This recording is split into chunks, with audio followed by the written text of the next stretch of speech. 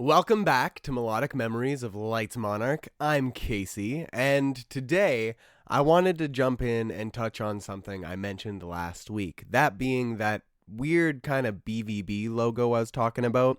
I was completely wrong. Thank you to Chris, if you're listening. How's it going, man? Hope you're having a great day. And to everyone else listening, hope you're doing well. But Chris, you left a comment, and I'm going to read it out here, saying, I think what you are referencing is the Revelation in Black logo for the album listening event, RIB.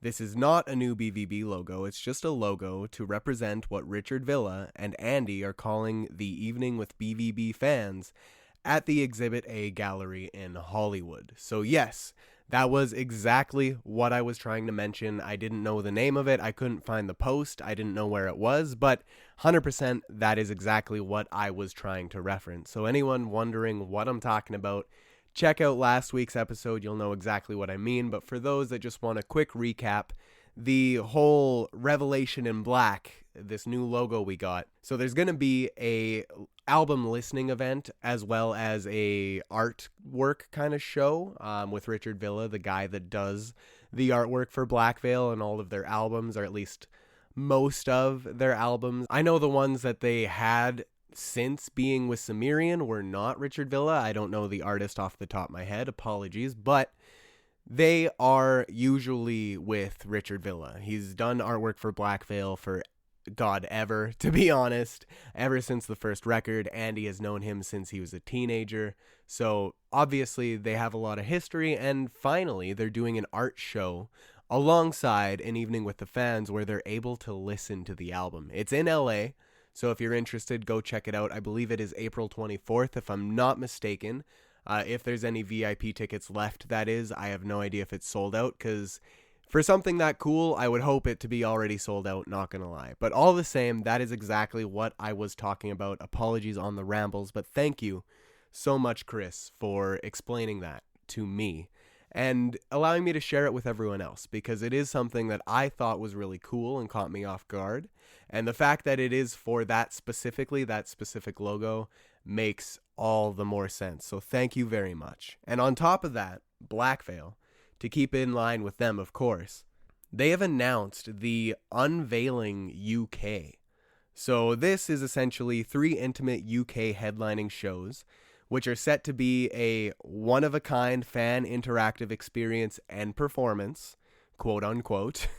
And the tickets, they go on sale for it on Friday, April 17th. So this Friday, you're able to buy tickets to that.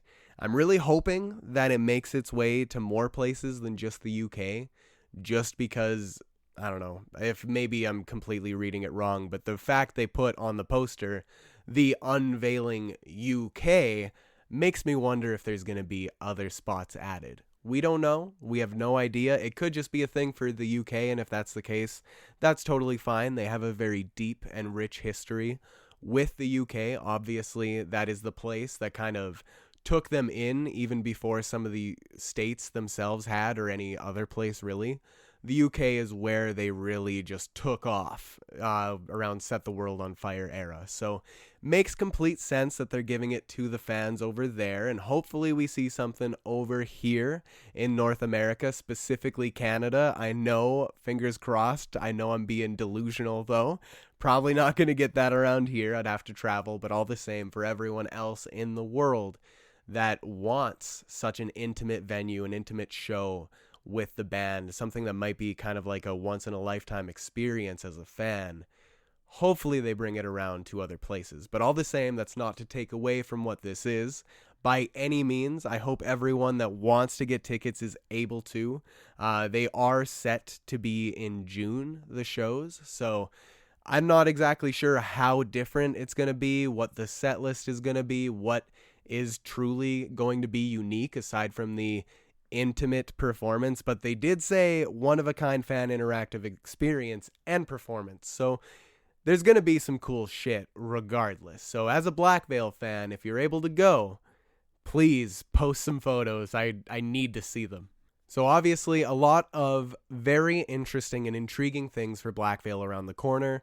with their upcoming album, May 8th, Vindicate. Obviously, I've been talking about it for a while now, since it's been announced, of course, and even before then, before it even had a name, I've been talking about it, but I am so excited for this record. I know that it is going to be the most authentic Black Veil project yet. Regardless of best, that is yet to be determined, but from the singles we've heard, I know we're in for a treat. I cannot wait. And that's not even to mention the album artwork that we've got already. Like, this Vindicate album art is amazing. And the fact they're doing this event with Richard Villa makes me so intrigued to know, are we going to get other concepts that we have not seen yet? Maybe not just from Vindicate, as in like different variations of this album artwork or what maybe the initial ideas were, but even for past albums. Like, there's going to be artwork throughout the history of BVB, at least I assume. And if that is the case, that is so exciting. I know I'm kind of jumping back and forth between the two events, and apologies on my behalf, but that Revelation in Black event that is exclusive to LA, oh man, I can only imagine. I can only begin to imagine what exactly these pieces of art that these fans are going to be able to see. I hope that in some way every fan's able to experience it, even if it is just online, be it from people that went, be it from the band themselves. Maybe they'll do some sort of book. I don't know if that's in the cards, but who knows? Black Veil has never been one to not do books. If anyone isn't aware, Andy actually has his own, I believe it's called Knives and Pens Publishing, where he writes his own books with Rarebird.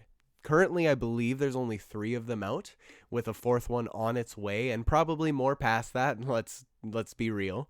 But very exciting things. So they've been open to doing books before. Yes, his books aren't art books by any means, but they've also done graphic novels. They have pictures in it, right? So all that aside, of course, just be cool to be able to see it in some official format rather than just somebody's Twitter photo or Instagram photo. I'll take what I can get, but Andy, Black Veil, if you're somehow listening, maybe think about doing an art book. Just even if it's for like the first 10 years of Black Veil, first maybe even 20 years when we get to that point, who knows? But that would be sick, because I know Richard Villa has some amazing artwork and amazing talent. And I guess maybe I'm just jealous or envious of the people that get to go, but I'm also very happy for them. And I wish I could go and see it for myself. But all the same, a very exciting time. And I hope that fans are appreciative and also ready to probably see some wicked artwork and hear a wicked fucking album before anybody else. So please don't leak anything, though. I will say that straightforward right now. Please do not leak anything from this event. Just don't. And that's all I have to say about that. But other than that, I did want to touch on a little bit more for that TalkShopLive that they're going to be doing April 22nd. Around the corner as well, even before the album drops and before that album listening party and art show with Richard Villa.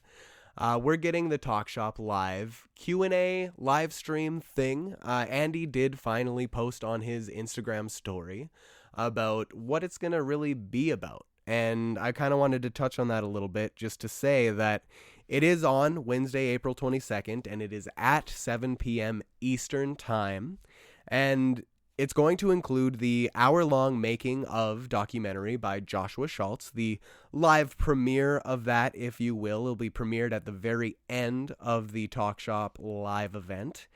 And before that, they will be digging deep into the songs of the record and talking more about the making of the record itself, alongside a full Q&A for the duration of the show. So it's going to be very interesting to actually experience. I'm gladly able to. I definitely have the time to sit and watch that, and I'm so intrigued. Every little bit of information that we're able to get from the source, from the artists that created this wonderful art, I want to know. I want to know what they were trying to portray and what they meant for us to kind of feel, right? Like, obviously, music and art is very subjective and it depends on the person. Something might click with you where it doesn't click with me. But all the same, with Black Veil and knowing their history and how much imagery they like to just shove into their lyrics, into the music itself, I cannot wait to finally get some proper kind of tidbits for all of it. Obviously, we won't hear the album itself yet. We still got a ways to wait, unless if you are one of the lucky ones that get to go to LA and experience it. But the rest of us, we're going to be waiting till May 8th. So to get that insight, to get that real deep dive from the band themselves, and also having them answer questions from fans, very awesome, very intriguing, very good. I'm very excited for it. And unfortunately, the glow-in-the-dark vinyls are sold out from what I know. I don't think they're getting restocked, but I do believe the signed CDs are still available at this moment. So if you're interested and you didn't get one yet, at least you can finally get a CD that's signed. And to have the signature of the band is obviously very cool for a fan. I know it's not for everybody, of course, but if you want to not only support them and also have a really cool album just to show off, even if you don't listen to CDs themselves, it'd be a really cool thing to just go and do, give the band some support in some way, whatever way you're able, of course. And even just watching that live stream and really soaking it up and experiencing it, because this is the era. This is what we're getting. And we have waited many, many, many long years since 2021 to get a full-length album rollout. So soak it up while you can. Enjoy it while you can, because I know I am for certain. And I hope everyone else is as excited as I am, because this album is going to be something else. Oh, I cannot wait. Now, obviously, I love talking about Black Veil. Black Veil is one of my favorite bands ever, and I will have some more to talk about next week, obviously, as they continue on forward. But before I worry about any of that, I did want to touch on something else, and that is Noah Kahan.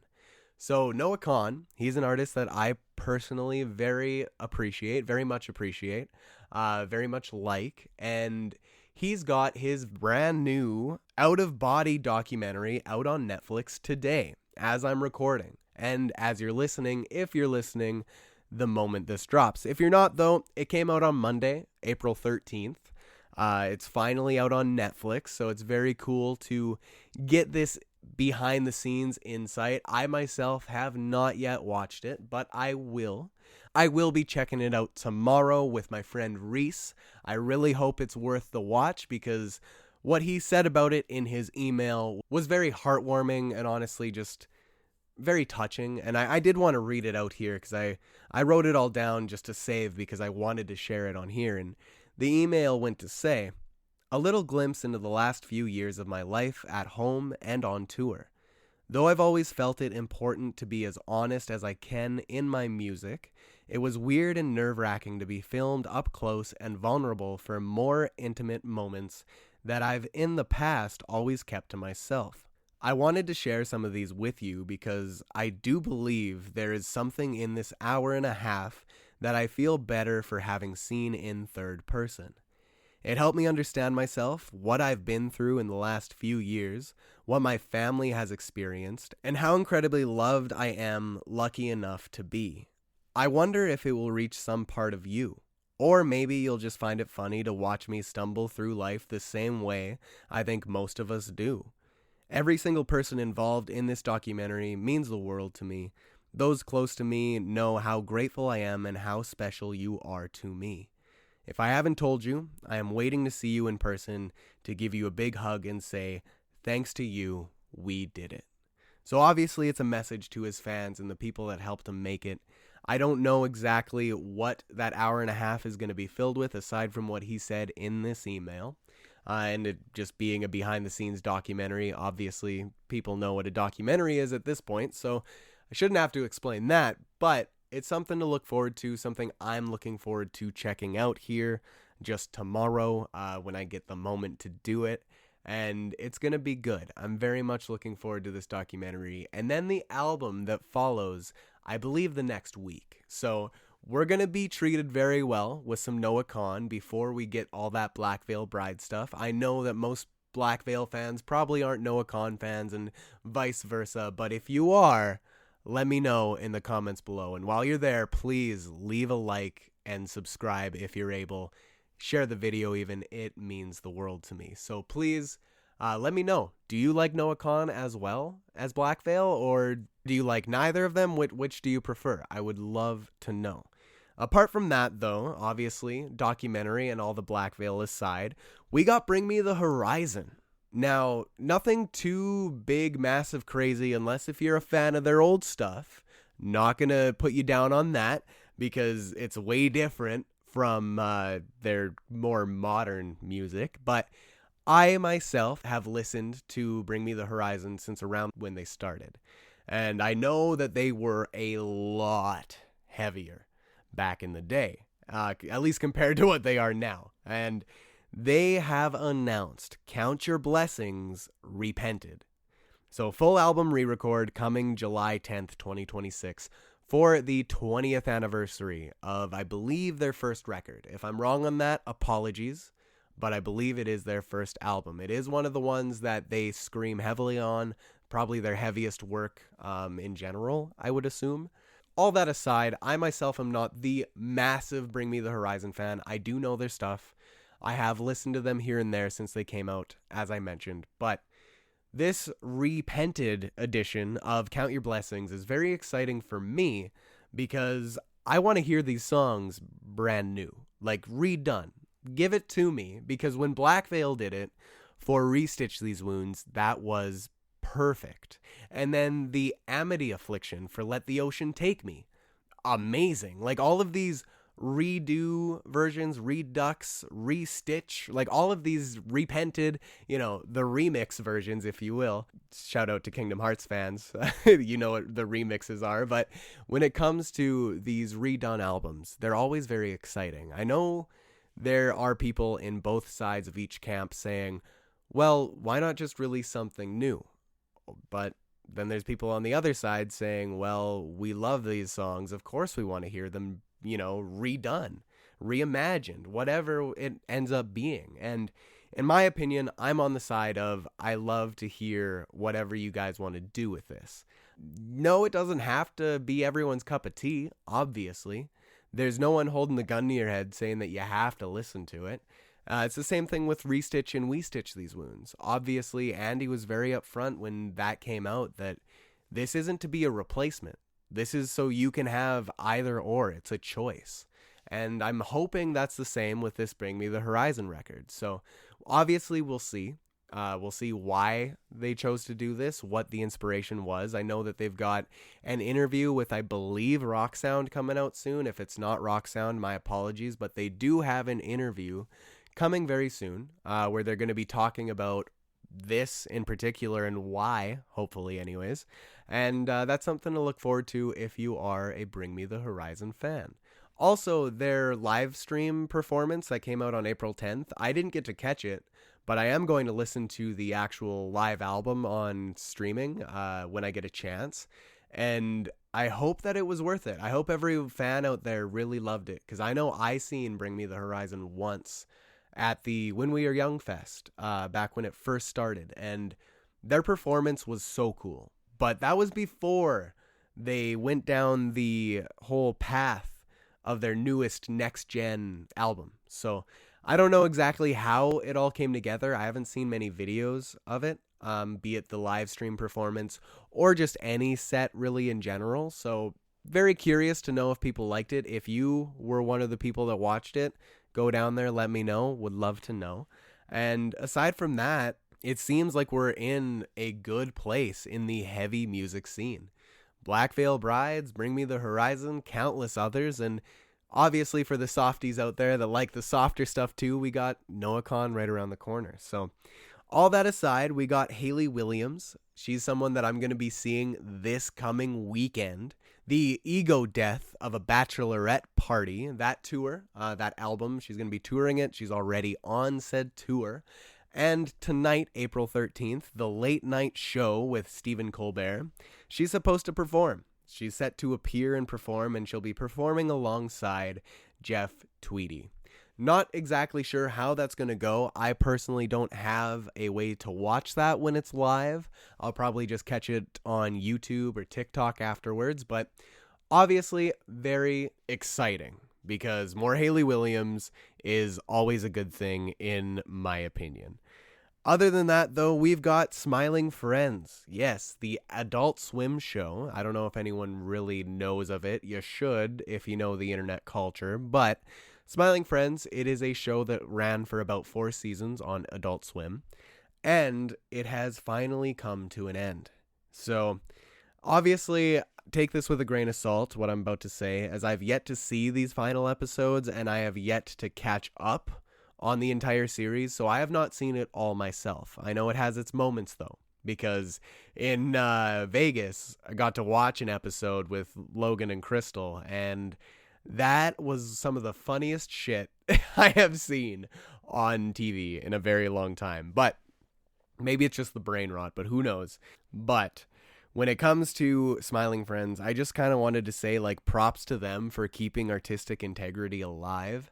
Because not a lot of things do. A lot of things just want to become franchises. They want to sell out. They want to just continue on forever. And I mean, look at Rick and Morty. Not to shoot them down, of course, but they were an Adult Swim series that started and had a massive following. It was a cult following at first, but then exploded with Pickle Rick. That was really the moment in season 3.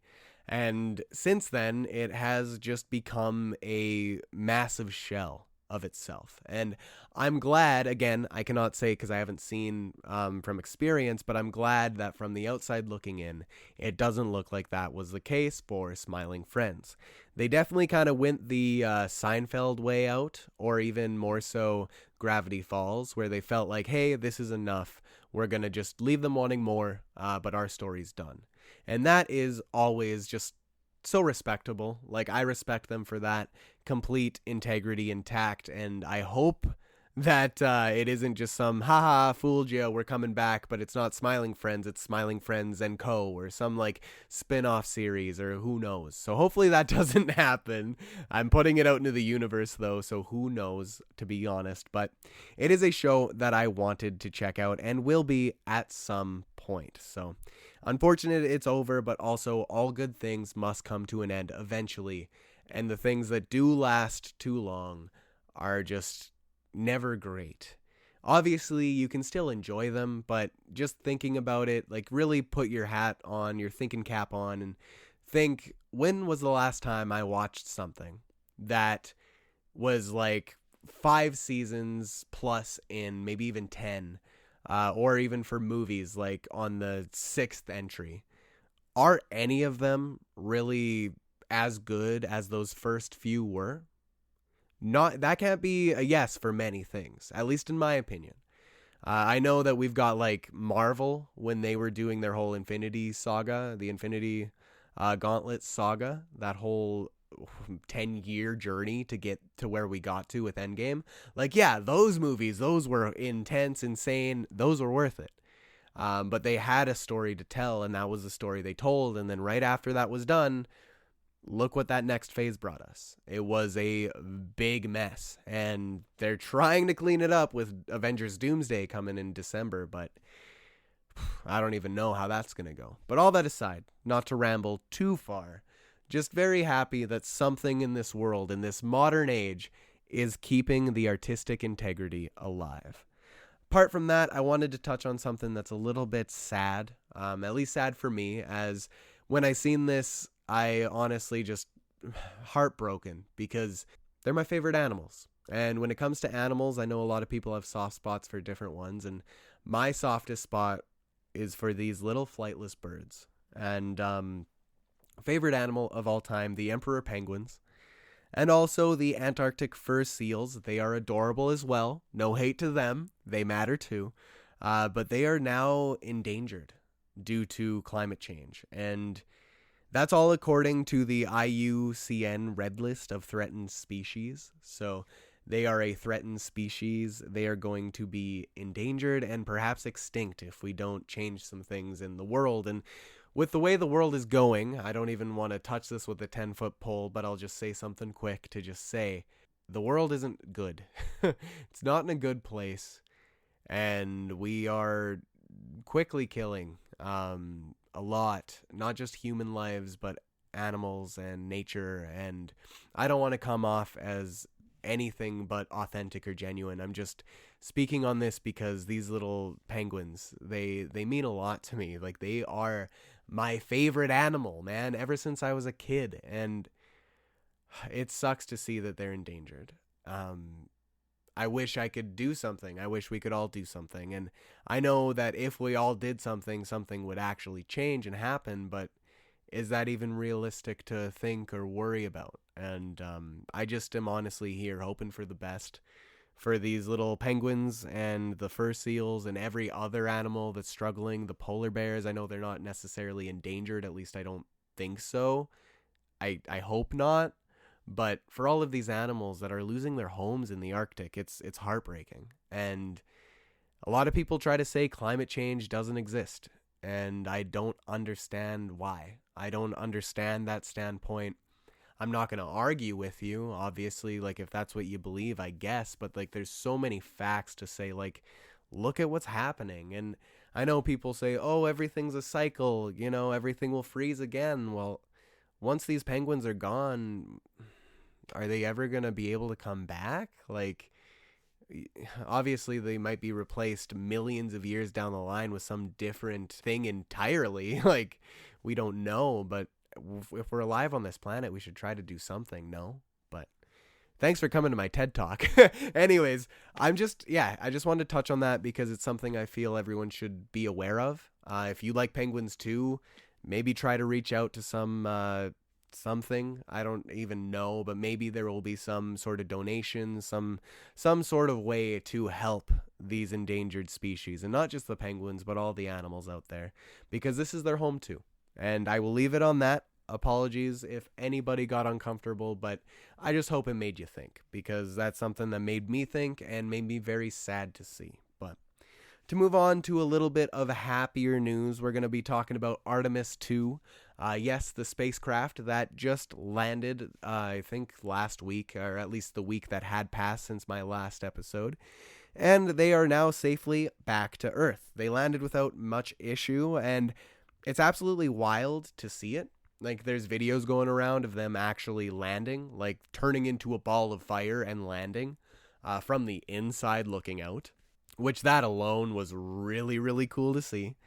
And I'm kind of excited. Not going to lie. I am excited to say that in 2028, we're going to be going back to the moon and actually landing there, all in hopes. Like, this is the first starting point in hopes to get to Mars. And yeah, it might be ridiculous to want to go to Mars and set up a colony and do all of this and have another world to ruin. But maybe they're trying to really push for it right now because they need a backup plan. With the state of the world, as I mentioned, just talking about the penguins, like, I don't even know. I don't even know what's going to happen, and nobody really does. We're all just flying by the seat of our pants, hoping for the best. Like, believe me, I have no words, and I didn't mean to really ramble into this kind of position here, but yeah, it's nuts. So maybe they're using it as a backup plan, more scientific discoveries to be had. Again, maybe they'll actually find something out there that, be it alien or a new metal, a new material that we are able to use for ourselves down here on Earth, and go find what the hell is in those oceans, because I've seen some ocean videos and that shit is scary. Like, those deep, deep depths, why is everything so huge down there? I know it's the pressure and all this and that, and, you know, they got to survive, they adapt to survive, but whoa, it'd be insane to actually go down there and see all those things. Oh my God. Think like, some creepy, creepy creature. But that's besides the point. Rambles aside. That's kind of all I wanted to touch on today. When it comes to it, obviously the world is kind of in shambles right now. It's figuring itself out, and it's nothing new. We've always been in these positions, and it's just something that we have to try to push through and hope that humanity really thrives, and, you know, shines through the compassion and love that humanity can have for one another. So we'll see what happens. That's all I'm going to touch on. Please, if you're able to, help the penguins, help all of the endangered animals, and hopefully that this space travel stuff helps us out as a society, as a whole entire community of human beings. Hopefully it helps us out. But besides that, the last few things I did want to touch on are some upcoming and new releases. So first, I want to talk about the new releases, which are The Amity Affliction with Heaven Sent, Melrose Avenue with Bad Guy, Echo and Dayseeker, or at least Rory Rodriguez from Dayseeker, released Martyr, Evanescence, Who Will You Follow, Call Me Charisma, The Gloomy Tapes, Volume 3, Jacob Lee, I Got Home Safely, and Bring Me the Horizon, live in Sao Paulo, live immersive virtual experiment. So that's all of the new releases that I myself know of that are on my Spotify. The only other one I wanted to mention is Drag Path, a cover of Drag Path, the 21 Pilots song, by Will Ramos, the singer for Lorna Shore. I haven't heard it, and I'm kind of not really wanting to. I heard a clip of it, and I was like, please, like, undo that. Don't do it, please. But that's not my place. It's just because I have a very soft spot for not only 21 Pilots, of course, that song itself, too. So it's going to be one that I don't think I'll ever like, done by a different artist, but hey, that's out there for people that want it. So a lot of good new releases. I haven't heard all of them, and that's why I didn't really dive into what they are or what they sound like, because again, I have not heard them myself, but they are there, and they're something I'm going to get to over this coming week. And apart from that, Evanescence, I mentioned they have a new song. They actually announced a whole new album. So we got a new Evanescence album on the way, and I wanted to actually read out their post here that they posted on Twitter. They said, "We are so incredibly excited to announce our new album, Sanctuary. It'll be available on streaming platforms on June 5th, pre-sale live now. Our new single, Who Will You Follow, is out tonight at midnight," which that's the one that I mentioned. This album is over 3 years in the making, and we are so damn proud of every second of it. Hope you love it, and can't wait for you to hear it. Here we go. So, new Evanescence, Sanctuary, June 5th. That's exciting. I love Evanescence. I don't know all of their music, but all that aside, of course, they are legends. Absolute legends. And this actually is the album that has Afterlife on it, along with a few other tracks. I checked out the track listing, and it was like, okay, so we've heard some of the songs already. Who Will You Follow is not the very first single for this album, even though it is the first single we're getting since the album has been announced. If that makes any sense, I hope you're following along. But apart from that, we got Waterparks as well. Their album, the new album from Waterparks, is finally done, and they've done a music video every day for the past 5 days following that announcement. And when the album is coming, what it's called, how many tracks are going to be on it, we don't know. All those details are yet to be announced and yet to be shared, aside from one. And that one detail is an upcoming single titled Prowler, coming Friday, April 17th. So this Friday, we got new Waterparks to come out as well. So very exciting things in the terms of our music, the musical world. Very exciting. A lot of new stuff to be looking forward to. Of course, Black Veil, Noah Kahan, Evanescence, Waterparks, and all of the ones I mentioned that are already out. And I'm sure there's so many that I'm very much forgetting, so apologies on that. And to kind of wrap up here, I just wanted to touch on some anniversaries. To say 21 Pilots, their live video on YouTube, they actually posted some. I talked about it a couple episodes ago, their March Madness set. In Indianapolis, they posted Tally and Drag Path so far from said performance. Whether we'll get any others, we don't know. I thought it would just be all uploaded, the full entire thing, but apparently not. Maybe it's out there on a different YouTube channel. I'm just talking about 21 Pilots' official channel. So that's out there if you're curious and want to hear it. And 21 Pilots, their Level of Concern, that song came out 6 years ago. Whoo boy, it's been 6 years since the dreaded 2020. I'll leave it there. You already know. You already know. Then KH4, Kingdom Hearts 4. That was announced 4 years ago. Fall Out Boy's Save Rock and Roll turned 13 this past week, alongside Punk Goes Crunk. If anyone remembers those albums, turned into Punk Goes Pop down the line, but that turned 18 years old. It is officially an quote-unquote adult, which is nuts. Also, Gerard Way, he turned 49 years old, whereas Brendan Urie turned 39, and Ryan Nugent-Hopkins of the Oilers turned 33. So I wanted to say happy belated birthday to all of them. And speaking of the Oilers, they have actually made the playoffs. Yes, they are going to be in the playoffs for another chance at Stanley Cup fame. They very well might do it. I don't have the most intense high of hopes. They are my team, so I'm going to be cheering them on regardless, but I can see them making it to the Western Conference Final. Anything past that, I don't know. Obviously, it's all up to chance and up to their skill and their push, and if there's injuries, blah, blah, blah, like, we'll wait and see. But I can see them making it that far, like, without much issue. Obviously, it'll still be a push. They still have to try. They're not just a shoo-in by any means, but I could see them making it that far for certain. Anything further, I don't know.